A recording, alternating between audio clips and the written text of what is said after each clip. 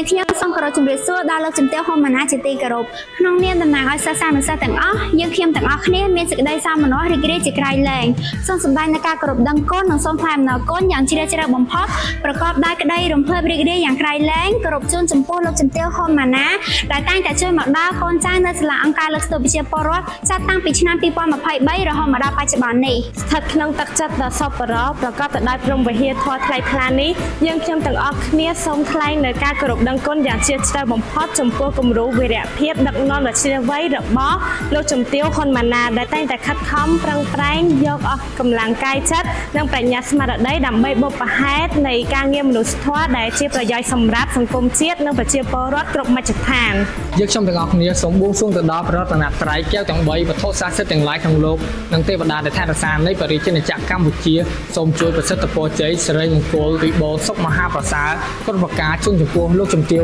ហ៊ុន ម៉ាណានិងក្រុមគ្រួសារជាទីស្រឡាញ់ក្នុងឱកាសពិធីបុណ្យភ្ជុំបិណ្ឌនេះសូមលោកជំទាវ